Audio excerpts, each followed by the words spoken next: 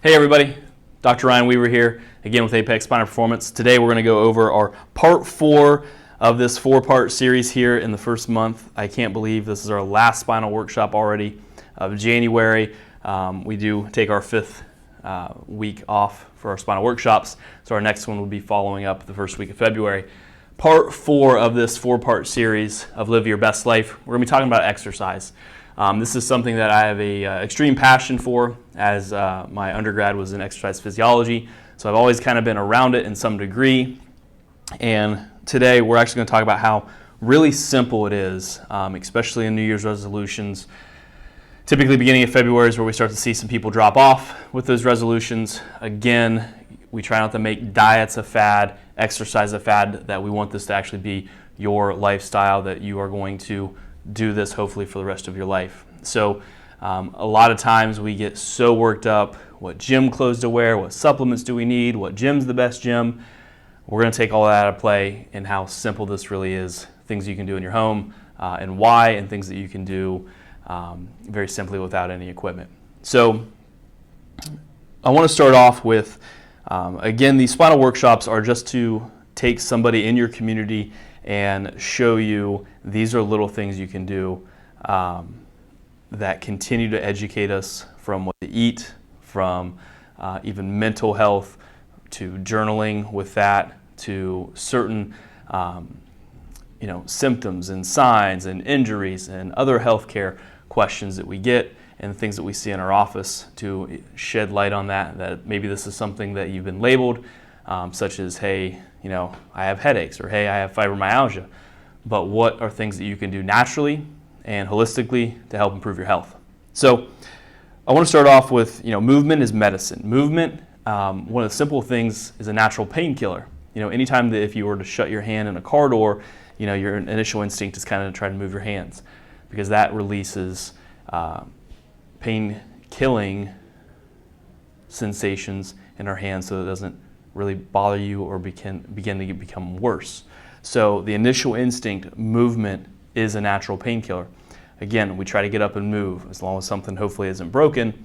But starting that into exercise, we want to start off with just something. As I mentioned, we try to make this such a big ordeal that just moving 10 minutes, 15 minutes, 20 minutes, a couple times a week is going to be better than what you're already doing. So one of the talks previously last year that I talked about is a 10-minute walk. We know that 10-minute walks in general, but even specifically after a meal, can help redistribute blood glucose, can help with digestion, and again, it also fights off that fatigue. With 10-minute walks, just translating that into, if you work at a desk, how you can get up every hour, just make a lap, that again, it helps move the blood throughout our body. Some of the other things that we can do, starting on the hour, like I just mentioned, starting at the end or beginning of shifts, if you go to lunch in the midday, if you did a 10-minute walk before, again, just to continue to help raise our heart rate, move the blood throughout our body, and make us more alert, which we're going to talk about alertness here in just a moment. Another thing, talking about spare time. A lot of people, when we go home, maybe if we have families, we're with kids and activities, or we sit on the couch and watch TV. Try to fill your spare time. There's a lot more spare time than we really are typically aware of that gets wasted on mindless things. Again, if you have to go to practice with your kids or anything, sporting events, try to get up, walk around, move around, if again that's possible. Just again, shedding some light on little opportunities that are around us all the time. Home exercises. So home exercises, but also exercises you can do in the office. Push-ups, very easy one to do. I believe I have a video of us doing that, even up against kind of like a desk, that you can do those if you're at your office. Air squats, very simple thing to do. Moves really the whole body, redistributes blood flow very well in that one. Lunges, another lower body specific exercise. Again, planks, sit-ups, things that you can do for your core, and then even dips. If you have a chair, you can do those very easily. So there's constantly things around us all the time. It's just the awareness and what is our norm. Again, you heard me talk a lot about sitting on the couch, watching TV. There's nothing good on TV. Let's be honest, we don't really need it. If we were to get rid of that, when I had a roommate, got rid of the TV, and you come up with so much extra time, because how much time does the TV take away from you, or other things that don't matter? So again, using that spare time to make exercise a priority. So, working out. You heard me earlier talk about the benefits of working out being some like mind alertness. So, obviously any movement at any point in the day is a good idea. Why I try to push people to do it in the morning, simply enough, there are fewer distractions.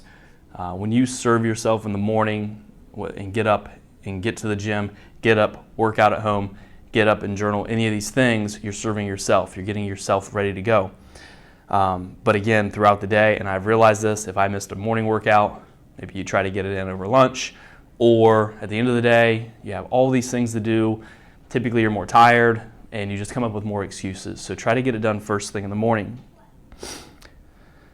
Working out in the morning also, as I mentioned, increased alertness. More energy is another side effect of that.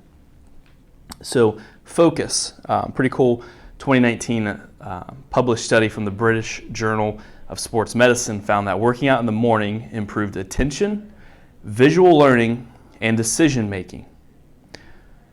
Another benefit in the morning is better mood. So our feel-good neurotransmitters get released, endorphin release. For type 1 diabetics, there's a risk with exercise of how the sugar gets processed throughout the body and the blood glucose control. So what they found is you're at lower risk of hyperglycemia working out in the morning. Another, again, benefit in the morning, blood pressure. High blood pressure, 1 in 3 Americans have high blood pressure.